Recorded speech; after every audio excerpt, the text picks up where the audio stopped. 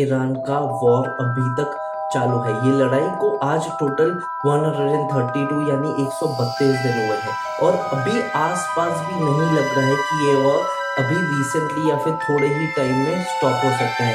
Yes, हमने cease fire देखा है, हमने अभी भी उन दोनों के बीच में प्रॉक्सी एक दूसरे को वॉर चालू है, बट फिर भी पीछे से पीछे पीस टॉक चालू है। अब इसका one of the biggest reason है कि जो कंट्री को हमने सबसे कमजोर समझा था वो one of the most powerful military forces को उसने अच्छे से इम्पैक्ट भी रेजिस्ट किया है and still it is fighting the war on it's term. तो ये है क्या और ये वॉर स्टार्ट ही क्यों हुआ था? और सबसे पहले एक बहुत बड़ी चीज आती है कि जो ईरान अपनी न्यूक्लियर कैपेबिलिटीज एंड जो अपनी न्यूक्लियर आर्सेनल बना रहा था, ये सबसे बड़ा रीजन हो जाता है। तो आज इस न्यूज रिपोर्ट में हम जानेंगे कि ये मसला क्या था और ये क्यों इन दोनों के बीच में फाइट हुआ है और बाकी देश जिनके पास न्यूक्लियर पावर है वो क्यों नहीं चाहते हैं ईरान के पास न्यूक्लियर पावर आए। सो बिना किसी देरी के स्टार्ट करते हैं आज का ये वीडियो। बट उससे पहले हमारे को समझना पड़ेगा कि ये सबसे बड़ी चीज क्या है। देखो, न्यूक्लियर बॉम्ब जो लास्ट डेटोनेट हुआ था हिरोशिमा और नागासाकी में, ये एक इतना पावरफुल वेपन था कि एक पूरी एंटायर सिटी को फ्लैट कर सकता था बिना किसी के दूसरे के जंग में अपना सोल्जर को शहीद किए बगैर ही वो एक देश को पूरा खत्म किया जा सकता था, वो एक सिटी को पूरा खत्म किया जा सकता था। तो सबसे पहली चीज ये है, अब बहुत सारे कंट्रीज है यहाँ पे India, UK, France, USA, Russia, China, ये न्यूक्लियर पावर स्टेशन हैं। अब बाकी ये एक ऐसी जिम्मेदारी आ जाती है कि ये एक बहुत बड़ा वेपन हो जाता है ऑफ मास डिस्ट्रक्शन। तो सबसे पहली चीज तो ये आप ऐसे ही ऑक्यूपाई नहीं कर सकते हो, इसको आपको डेवलप करना पड़ता है, एक प्रोसेस होता है एनरिचमेंट, उससे आना पड़ता है। तो बेसिकली समझते हैं क्या, सबसे पहली चीज जब हम यूरेनियम को धरती से निकालते हैं एक नाम और नॉर्मल रॉक ही होता है। अब इसको एक सेंट्रीफ्यूज के अंदर डाल के इसको स्पिन करना पड़ता है, इसको एनरिचमेंट प्रोसेस बोलते हैं। और जब आपका यूरेनियम जो 237 है वो 235 है वो 237 हो जाता है, तो यहाँ पे ये एनरिचमेंट प्रोसेस आता है। अब इसका हर एक यूजेबल का डिफाइनेंस होता है। जैसे फॉर एग्जांपल अगर आपके पास एक अच्छा खासा अमाउंट ऑफ यूरेनियम है तो आप उसको एनरिच करके 2 से 5% तक जब प्योर करते हो तो आप इसको न्यूक्लियर रॉड्स बना के न्यूक्लियर प्लांट्स में यूज कर सकते हो। ये आपकी water treatment facilities, electric facilities, clean energy and ये एक ऐसी चीज हो जाती है जो आपको हजारों साल तक if not hundred of years तक आपको ये एनर्जी देता रहेगा। सबसे पहली चीज ये, तो ये सिविलियन यूज हो जाता है अगर आप इसको 3 to 5% एनरिच करते हो।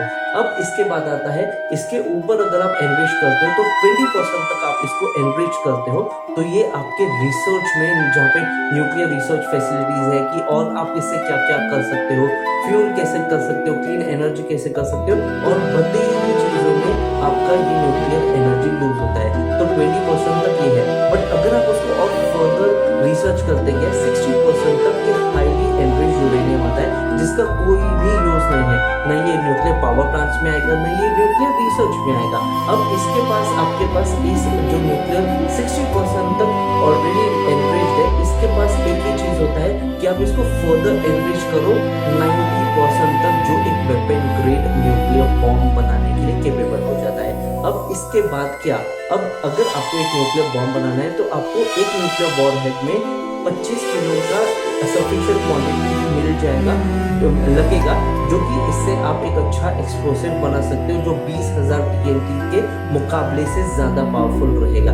तो ये होता है एनरिचमेंट प्रोसेस ऑफ यूरेनियम। हमारी कोर प्रॉब्लम की तरफ कि ईरान से क्या तकलीफ है बाकी सारी देशों को। तो सबसे पहले जो एक यूनाइटेड नेशंस का जो समिट है जिसको हम यूएन बोलते हैं, उन्होंने ईरान को एक लिमिट दिया है जो दिया है 202 किलो का यूरेनियम रखने का, जो वो एक सिविलाइजेशन यूज के लिए एनरिच कर सकते हैं, यानी 5% तक मैक्सिमम।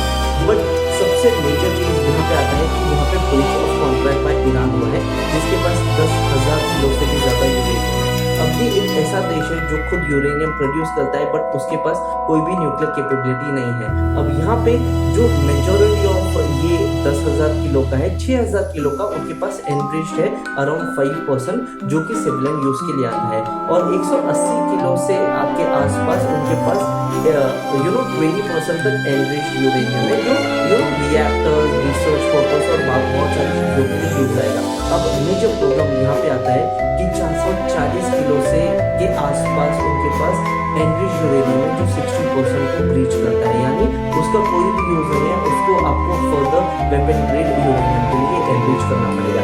ये सबसे बड़ा प्रॉब्लम है। अब उनके तीन मेजर सिटीज है, नतांज, इस्फहान एंड फोर्डो। अब यहाँ पे तीनों फैसिलिटीज में उनके पास काफी अंडरग्राउंड में डेलिबरेटली माउंटेन्स के अंदर काम किया है उन्होंने, उसके अंदर उन्होंने ये न्यूक्लियर हब को स्टोर किया है, न्यूक्लियर चीजों को, प्रोडक्ट्स को स्टोर किया है, जहाँ पे नतांज एक बहुत बड़ा की बन जाता है, बिकॉज यहाँ उनके पास हजारों से सेंट्रीफ्यूजेस है जो कि न्यूक्लियर एनरिचमेंट प्रोसेस में एक बहुत बड़ा की फैक्टर हो जाता है। जैसे मैंने आपको बोला कि यूरेनियम का जो ड्रॉप होता है उसको एक हाई से जब आप प्रोसेस करते हो और जब आप उसको स्टोर करते हो कि न्यूक्लियर एनरिच होता है, रेडियो एक्टिव हो जाता है, and this is the key problem. जिस तरह से हमारे इसराइल पूरी दुनिया को बताना था कि ईरान के पास एनरिच यूरेनियम काफी अच्छी मात्रा में, अगर आज उन्होंने प्रोसेस किया तो उनको कुछ भी हफ्ते लगेंगे एक न्यूक्लियर वेपन बनाने को, और वो भी अच्छी क्वांटिटी में, यानी 9 से 12 के बीच में न्यूक्लियर वेपन बना सकते हैं। और यहाँ पे एक बहुत बड़ा प्रॉब्लम आ जाता है कि ईरान के पास जब सिविलियन यूज की परमिशन थी, why it was to go to weapon grade, सबसे पहली चीज बिकॉज ये ऐसी चीज है यहाँ पे जो मिडिल ईस्ट में ईरान का जो प्लेसमेंट है उनके प्रॉक्सी वॉर हर एक कंट्री के साथ होता है, एंड यहाँ पे एक बहुत बड़ा वर्ल्ड का डर ये है कि यूज नहीं हो जाए, because it is at the end of the nuclear weapon, and this is the major story. और यहाँ से जो ईरान और यूएस का वॉर है हमने वही देखा है, बिकॉज यूएस या फिर यूएन और इजराइल नहीं चाहते हैं कि ईरान के पास न्यूक्लियर कैपेबिलिटीज या फिर nuclear weapon grade enriched uranium आ जाए। अब ये क्या होता है, क्या नहीं होता, ये तो हम आपको बताया, बट जो मेन पॉइंट स्टार्ट ये था ये रीजन है सारी वॉर स्टार्ट होगा, और पता है ईरान को क्यों चाहिए और वो उसका क्या करेंगे, बिकॉज जितना अलाउड है बाई जितना न्यूक्लियर एनर्जी एनर्जी को अपने रिसर्च को कैपेबिलिटी उतना यूरेनियम अच्छे से यूज कर सकते हैं। तो this was the entire story. I hope आपको सारी चीजें क्लियर हो गई होंगी कि क्या होता है एनरिचमेंट, क्यों ईरान और यूएसए का वॉर है, और इसका क्या आफ्टरमैथ होता है, and that is the key factor of this video. See you in my next video. Have a nice day. Take care. Do subscribe to Global Desk और बहुत सारी न्यूज़ के लिए आप सब्सक्राइब कीजिए। ये वीडियो कैसे लगा है प्लीज बताइए लाइक करके, अच्छा नहीं लगा है डिसलाइक कीजिए। Tell us where we are lacking so we can improve. Till the time I'll see you in my next video. Have a nice day. Take care and be happy.